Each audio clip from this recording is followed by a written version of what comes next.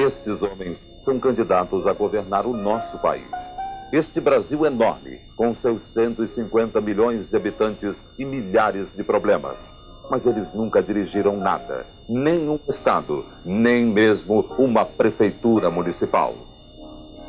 Brizola já foi eleito 3 vezes pelo povo para governar grandes estados, o Rio Grande do Sul e 2 vezes o Rio de Janeiro. Antes de ser governador, foi prefeito de Porto Alegre, sempre pelo voto popular, sempre questionando as injustiças sociais. Agora, tão importante quanto saber que o candidato tem experiência administrativa é saber se depois de eleito ele não muda de camisa, não esquece de onde veio e de seus compromissos. Brizola, órfão de pai desde 1 ano de idade, lutou muito para estudar. Sempre trabalhou para conseguir formar-se engenheiro com perseverança e honestidade. Por isso, no governo, Brizola sempre fez da educação a sua grande prioridade. No Sul, construiu 6.300 escolas. No Rio de Janeiro, fez os CIEPs, a Escola do Futuro. São 500 para 500 mil crianças com horário integral e assistência completa. Brizola nunca esqueceu as suas origens. Filho de camponeses pobres, foi o primeiro governador a fazer um programa de reforma agrária nos anos 60. A luta pela terra para trabalhar e para viver também marcou seu governo no Rio. Milhares de famílias ganharam a posse de seus lotes para poder dormir em paz. No lar que é humilde, mas é seu. Quando um golpe ameaçou a Constituição em 61, Brizola enfrentou a ameaça militar e levantou o Brasil pelo rádio na campanha da legalidade. Nós queremos a ordem jurídica e constitucional para a população brasileira prosperar, trabalhar e progredir. Na história brasileira, são poucos os que conseguiram durante 50 anos demonstrar tanta honestidade, coerência e coragem.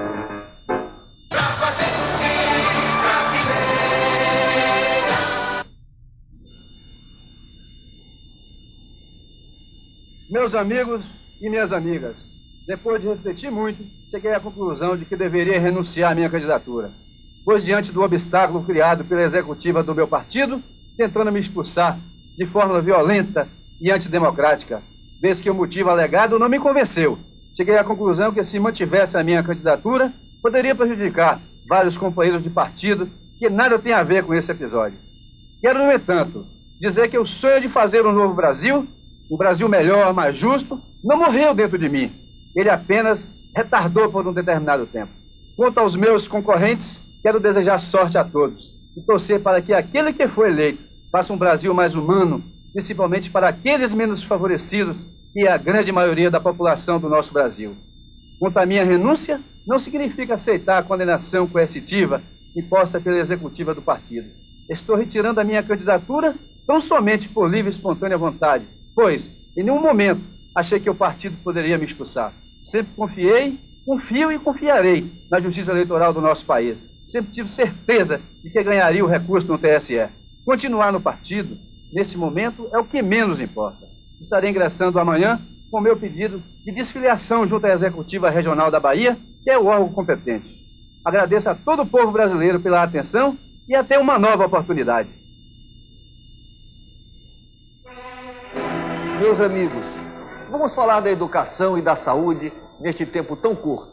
Nunca se investiu tanto para obter tão pouco. O problema não é a falta de recursos. O que falta é competência e vontade política.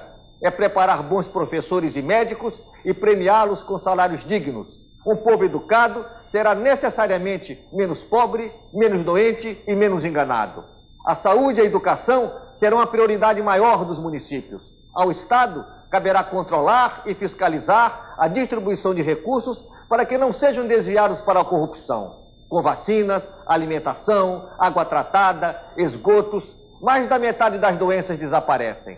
Mas essas medidas não têm placa e não são manchetes nos jornais, o que não agrada aos políticos. No meu governo, a pré-escola será criada para crianças de 4 a 6 anos, em tempo integral, com alimentação e assistência médica.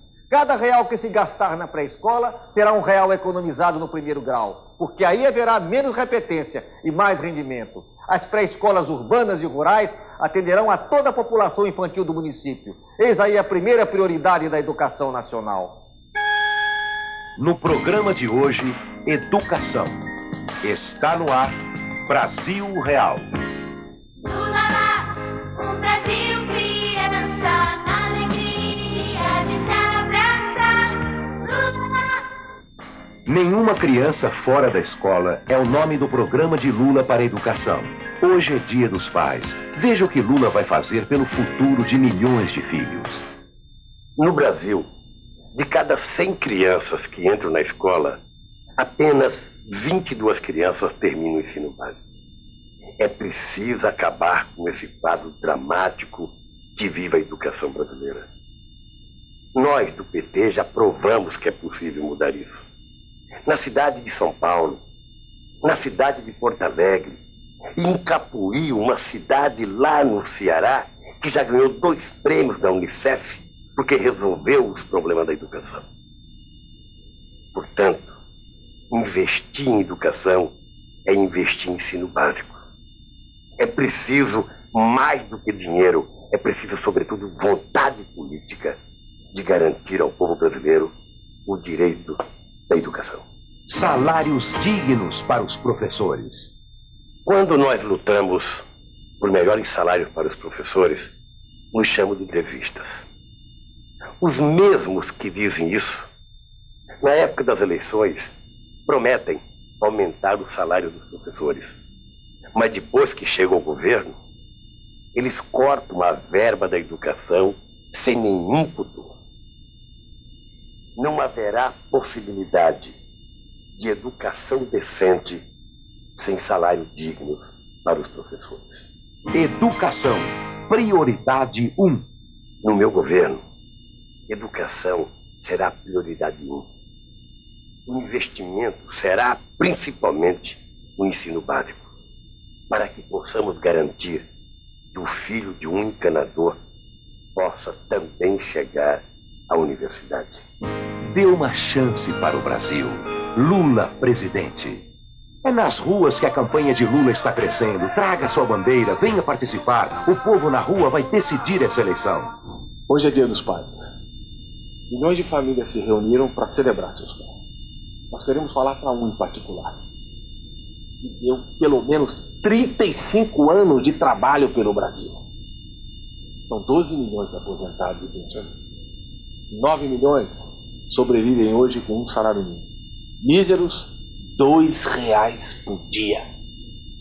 Assim, que foi ministro da Fazenda e está prometendo para o futuro aumentar o salário mínimo. Só que quando foi ministro, pegou o salário mínimo em R$85 e entregou em R$64. E pôs a culpa no problema do salário mínimo nos aposentados e na Previdência. Nós não aceitamos essa tese. O salário mínimo é uma vergonha nacional, mas a situação dos aposentados e pensionistas é inaceitável. Portanto, você, que já fez tanto pelo país, não desista. Exija de cada candidato o respeito à sua história de vida e à sua cabeça branca.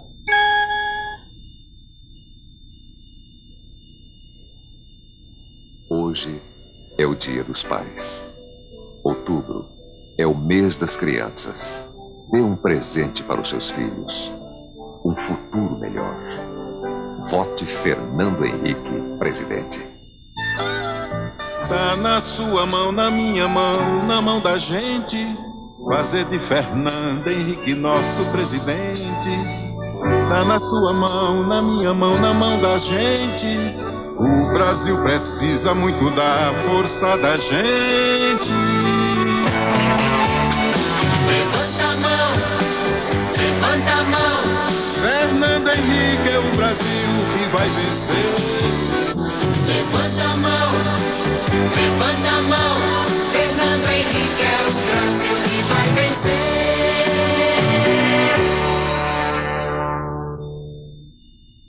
Começa agora o programa de Fernando Henrique. O Brasil na mão certa e o povo em primeiro lugar.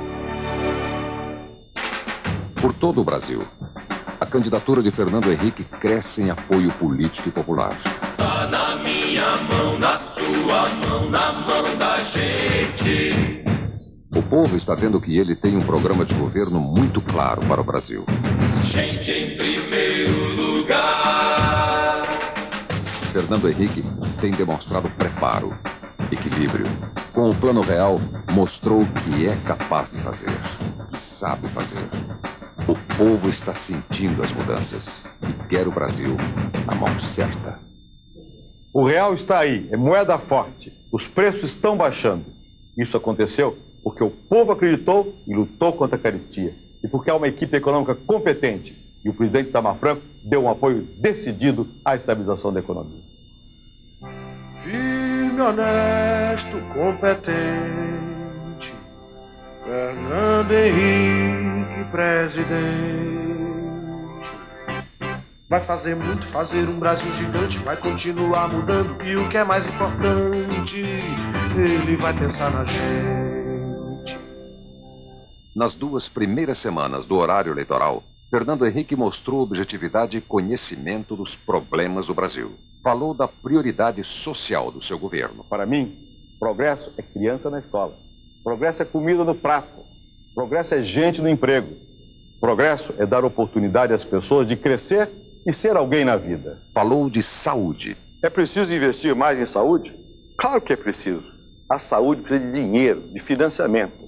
Os técnicos do meu programa de governo são unânimes em afirmar que a saúde precisa de dinheiro.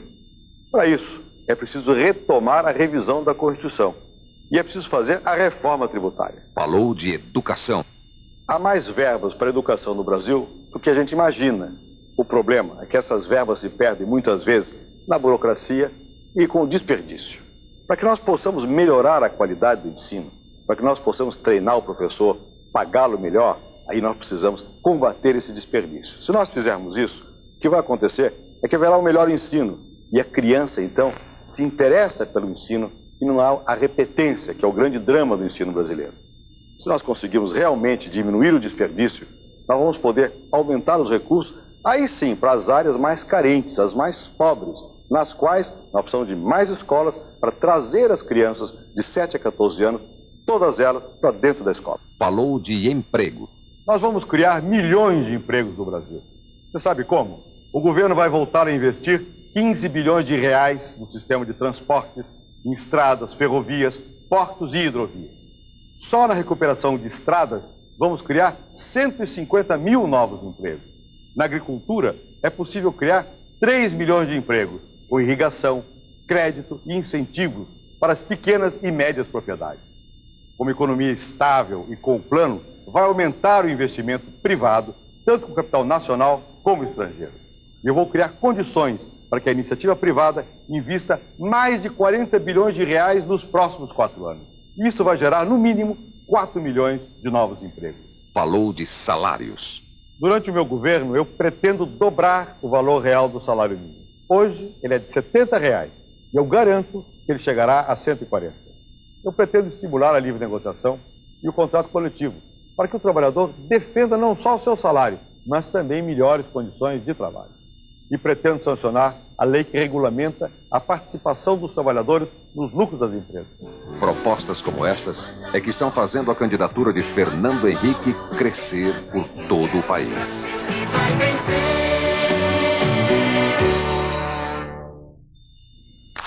Alô, povo do sertão, vem a irrigação, estrada no centro-oeste para escoar o grão, baixar o juro e a TR para ajudar a agricultura, desenvolver meu Nordeste, garantir no Sul fartura. Alô, Rio e São Paulo, vem aí mais segurança, creche pra mãe que trabalha, mais futuro pra criança, vai ter carteira assinada, vai ter salário decente, usina, ponte e estrada, mas primeiro vem a gente. Há pouco tempo atrás, uma moedinha não comprava nada. Agora, com uma moeda de 50 centavos de real, você pode comprar meia dúzia de ovos, ou meio quilo de arroz, ou meio quilo de feijão, ou 250 gramas de margarina, ou 1 quilo de farinha de trigo, ou meio quilo de fubá, ou uma lata de milho verde, ou 1 quilo de cebola, ou um pacote de biscoito. Sem moeda forte, não tem salário forte. O próximo presidente do Brasil tem que conhecer os problemas do povo e se preocupar em resolvê-los. Fernando Henrique passou a vida inteira estudando os problemas do Brasil. Por defender este povo, foi perseguido e exilado. O próximo presidente do Brasil tem que ter experiência administrativa. Tem que conhecer a máquina para fazer o governo funcionar, combater a corrupção e o desperdício. Fernando Henrique conhece. É senador há 12 anos e já foi ministro 2 vezes. O próximo presidente do Brasil tem que entender de economia. Fernando Henrique entende. Foi professor e, como ministro da Fazenda, criou o Plano Real. Conhece a teoria e a prática. O próximo presidente do Brasil tem que ter liderança aqui e ser respeitado lá fora. Fernando Henrique foi ministro das Relações Exteriores e sabe como defender os interesses do país. Aqui é um negociador competente, capaz de conseguir apoio para realizar as mudanças que o Brasil precisa. Fernando Henrique, presidente. O Brasil na mão certa. Começa agora o programa do Amin.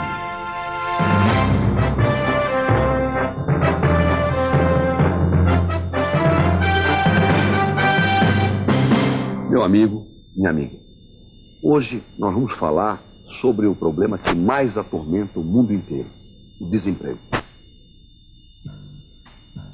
Esse é o candidato do PT. Ele diz que vai criar 8 milhões de empregos em 4 anos. Como? O governo não tem condições de assinar 8 milhões de carteiras de trabalho. Você já imaginou mais 8 milhões de funcionários públicos? E dinheiro estrangeiro, ou dinheiro brasileiro que esteja lá fora, que é o que pode criar mais emprego, isso eles dizem que vão tratar como inimigo. Você aí em casa, emprestar para quem diz que vai tratar o seu dinheiro com dureza, como se fosse inimigo? Dinheiro que está lá fora, nós vamos receber de tapete vermelho e de braços abertos. Porque sem esse dinheiro, não há a menor possibilidade de se criar 8 milhões de empregos. Sabe o que é isso que eles estão dizendo?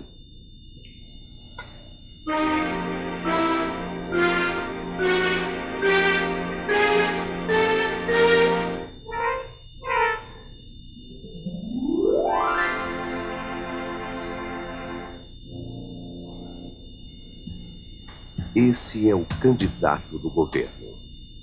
Ele disse que se pusesse os desempregados do Brasil em fila, essa fila iria de Salvador a Brasília. Olha, tem muita gente nessa fila que foi o candidato do governo que colocou. Afinal, como ministro da Fazenda, ele podia até ter reduzido a fila. No caso do emprego, como no caso da saúde, ele está prometendo fazer o contrário do que fez como ministro. O que ele também está prometendo fazer para acabar com o emprego é mágica.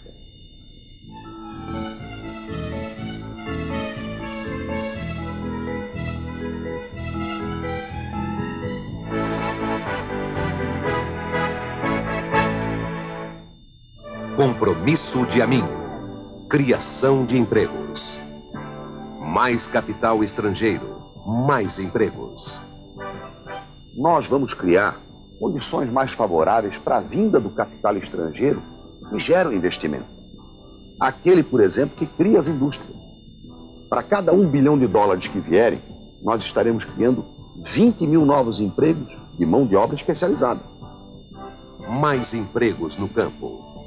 O meu governo vai financiar a longo prazo a compra de terra, a irrigação, máquina, semente, e o pagamento será feito na moeda que o agricultor conhece, com o próprio produto tirado da terra.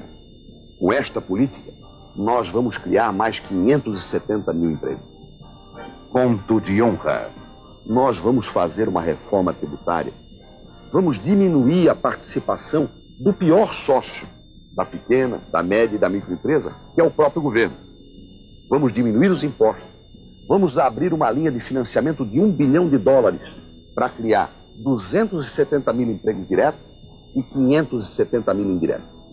Mais empregos na construção civil. Nós vamos retomar a política habitacional e vamos construir 3.200.000 casas populares em 4 anos, o que vai criar 400 mil novos empregos diretos e 730 mil indiretos. O desemprego não é um problema, é uma doença. Se você me der uma chance, eu quero acabar com essa doença. A nossa Amazônia ocupa metade da área do território nacional. Floresta, bacia hidrográfica, potencial energético, riquezas do subsolo, tudo lá é gigantesco.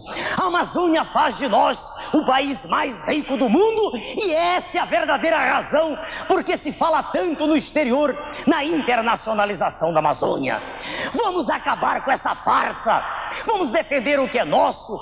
Vamos proteger a Amazônia dos alienígenas, tamponando todas as vias de acesso ao seu interior, inclusive o espaço aéreo, para acabar com a evasão de suas riquezas. Vamos prestigiar, equipar, remunerar bem nossas forças armadas, para que elas possam voltar a atuar na defesa da segurança do território nacional. Vamos desenvolver uma política de dissuasão estratégica, ou seja, capacitemo-nos a exigir o respeito pela soberania nacional. O Brasil não tem o que temer. Meu nome é Enéas.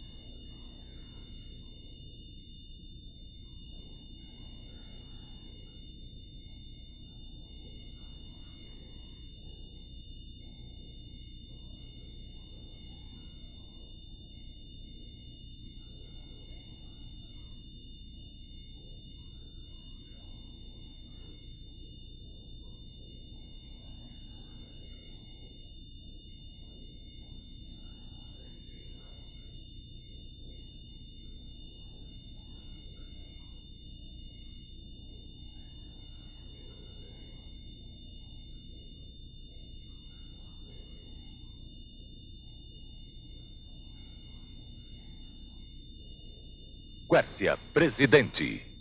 Meus amigos, quando eu me elegi prefeito de Campinas e depois governador de São Paulo, os meus adversários diziam que eu não iria cumprir os compromissos que eu havia assumido com o povo, porque não havia recursos, a situação era muito difícil.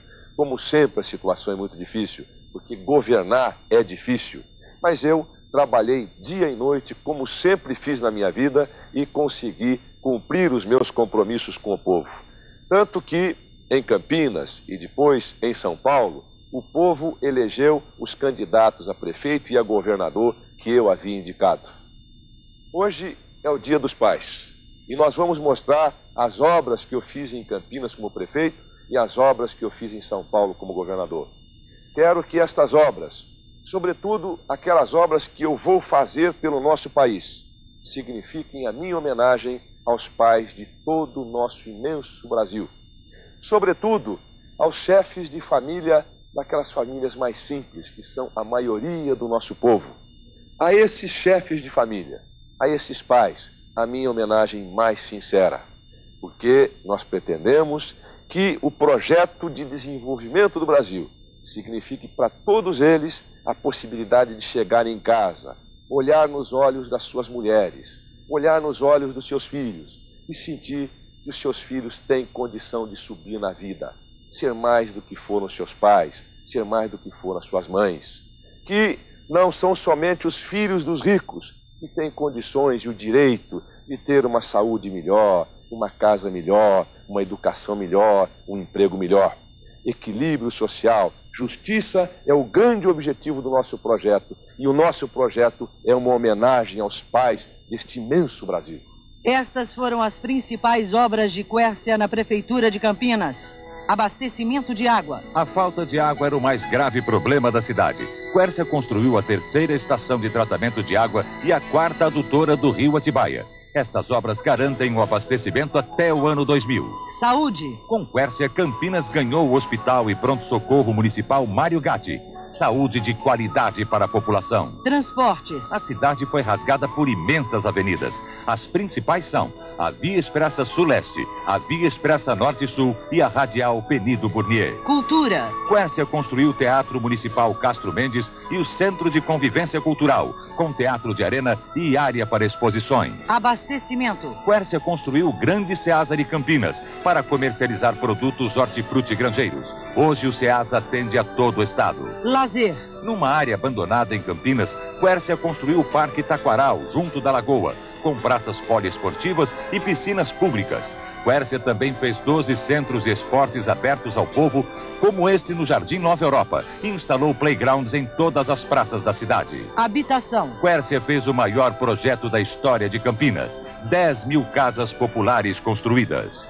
Quércia, presidente. Principais obras de Quércia no governo de São Paulo. Criança pobre. Quércia criou a Secretaria do Menor. Em 4 anos, mais de 200.000 crianças de rua foram atendidas. Saúde. Quércia municipalizou a saúde e investiu 3 vezes mais do que os governos anteriores, atendendo melhor a população mais pobre. Habitação. Quércia criou o único programa estadual do Brasil para a construção de casas populares. Com dinheiro do próprio estado, construiu 43.000 casas e deixou mais 100.000 em construção, gerando 440.000 empregos. Transportes. Quércia duplicou 1.200 quilômetros de rodovias, construiu 8.000 de estradas vicinais e 264 terminais rodoviários. Abriu a hidrovia Tietê-Paraná, mais de 1.000 quilômetros de rios ligando São Paulo a Goiás. Na capital, construiu uma nova linha do metrô, a linha Paulista, e entregou 11 novas estações.